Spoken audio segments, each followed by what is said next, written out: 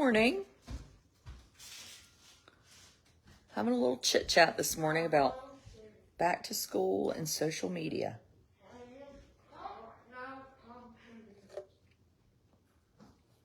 And there's my 13-year-old yelling from the other room about my topic.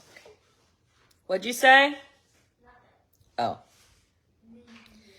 So yesterday, we were driving home. We've been on a trip for a few weeks. And my boys were talking about something that they weren't going to tell me about. And I should have known it was an Instagram page. Basically, as a local educator said, a modern day slam book. So at our local high school where they do not go, but obviously they have a lot of friends that go there. And the deal was you have this Instagram page and then you have these forms and you fill them out and submit them anonymously. And then the person that had the page would put the form up and it said mean things about other people. So my lovely, nice children, boys, 9th and 11th grade, were dying laughing over this slam book. I know, right? It's nice. And I was like, one, what if it were you? And two, like, this is a really good way to get in a lot of trouble by putting stuff up like this on there. Not to mention it, like, hurts people's feelings. They're like, oh, it's anonymous. It's anonymous.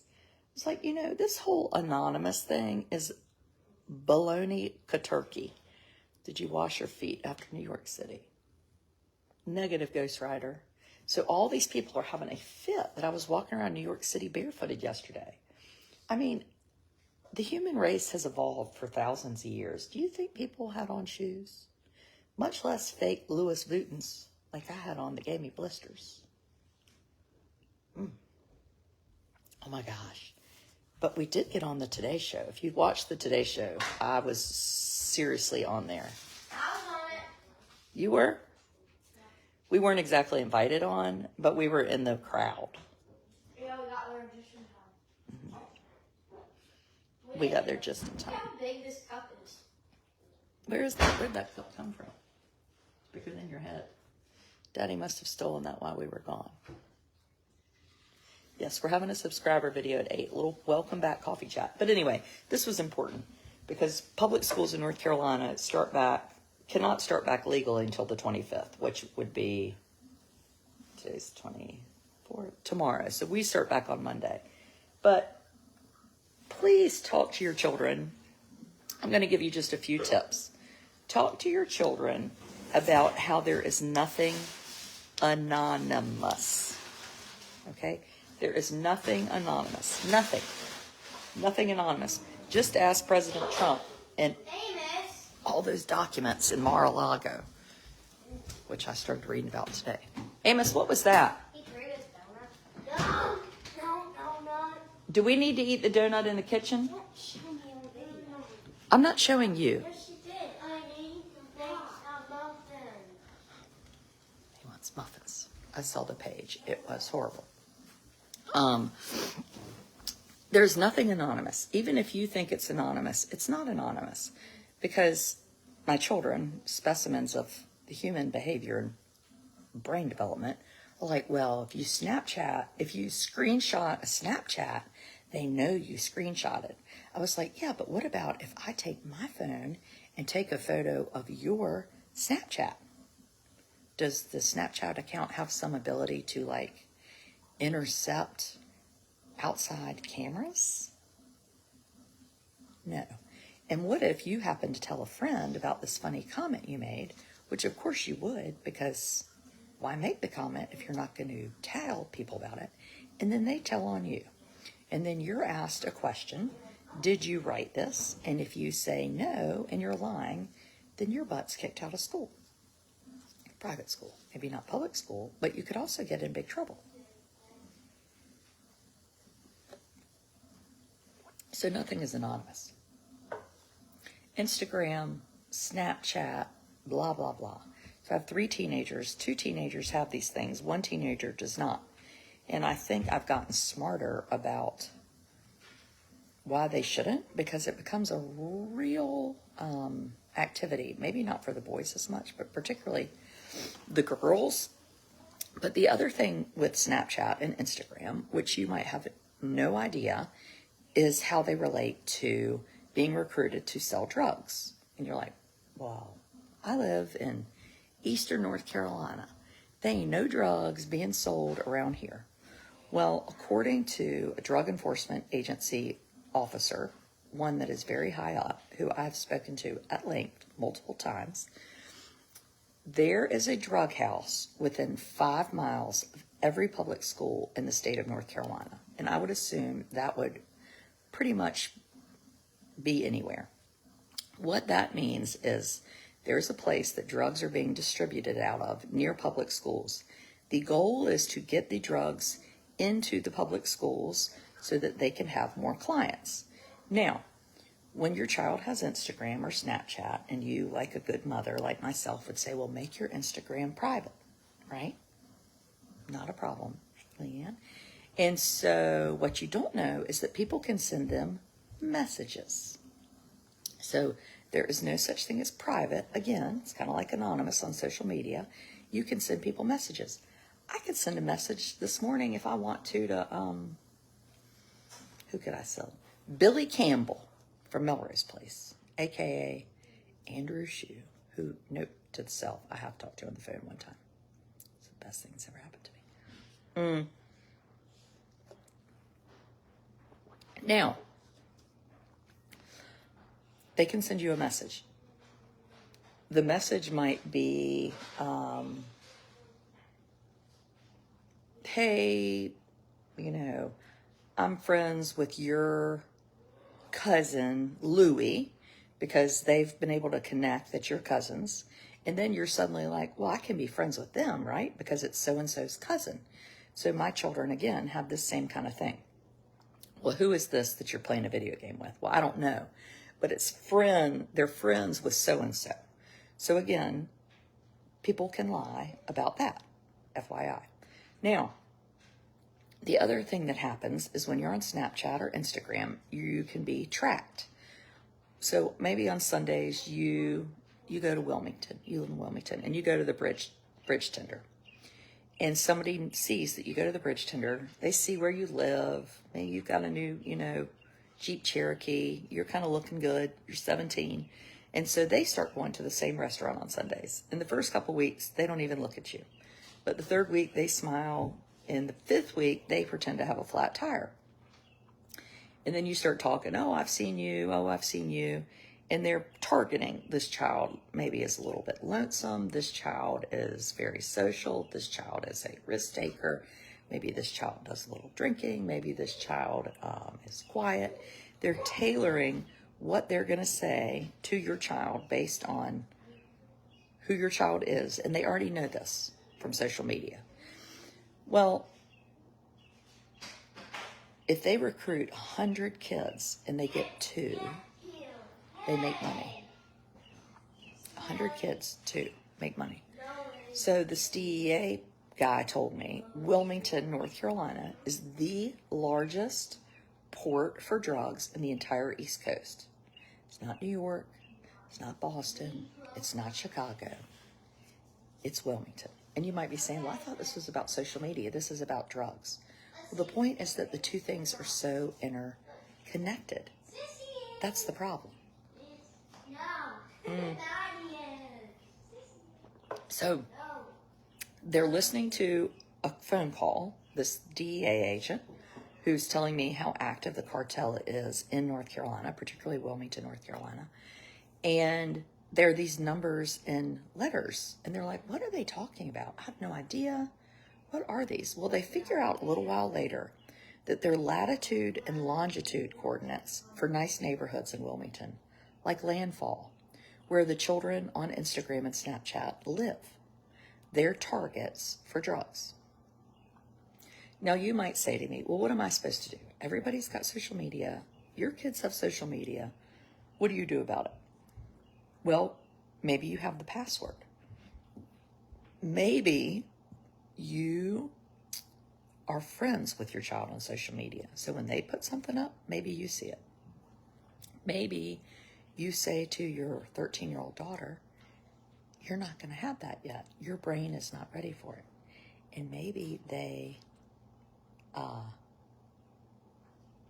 act really annoyed with you, as my child does, but that works. Now, does that mean everybody that's on Snapchat and Instagram is making bad decisions? No. No, it does not. No, it does not. But I just think it's super important to be aware. And I will say, from, TikTok, I mean, you see all these things and you think, well, it doesn't apply to me. It does apply to you. So I had a mother that reached out a few years ago, or actually I reached out to her because somebody had sent me her like private Facebook page, and I said, can I share this story? And she said, absolutely. Upper middle class family, private school, daughter was 13, maybe 12 or 13, didn't have a phone, didn't have social media. So the mother was really, trying to do everything right, make all the right decisions. Well, the child did have friends, right? Because if your child might not have a phone or social media, their friends might. And I mean, are you going to let them never leave the house? What is it?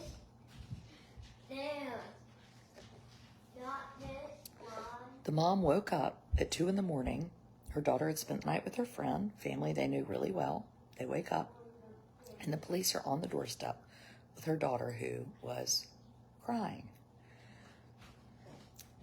The friend said, I have this friend. He's going to pick us up. We're going to go drive around. And, it's a little pressure, right? Because there's pressure when you're trying to be a friend and you're almost a teenager. And they get in a car with these two guys who the one girl has been talking to online and realized pretty quickly that they're in their 20s. They're not teenage boys. Okay, come on. And they're headed to Chicago on the interstate, where they happen to get pulled over by a police officer for speeding or doing something. Department of Motion Picture. Sorry. Fire station. Where is it? Right there. Sorry, this is. And which one? Right there, right there. This way? Right. No. Right. This one. This one. Yes. Okay, that one. And Department of Motion Insurance Fire Station. fire station. Okay. Department A little of autism around here. We have other issues we have to handle too. But anyway, they happen to be saved. And this mom was like, I had no idea. Like, I graduated from an Ivy League school. Like, we're a nice family. Like, how did this happen? I thought I did everything right. And those are pretty big extremes. I started talking about the social media, this kind of slam book Instagram page. But last year, our principal, middle school principal, who is now an assistant superintendent in another district, she said to me, I like your pants.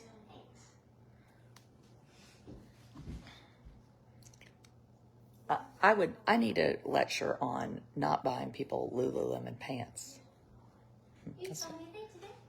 They look very good, but I still hate Lululemon. You're in Lululemon shorts, right? Well, I've had them like 10 years. No, you haven't. It annoys me that a company sells items targeted towards children in women's sizes. I think it encourages eating disorders. They have size 16. You're in a size 0 and you weigh 70 pounds. That means women think I should be a size 0. And ain't nobody wearing.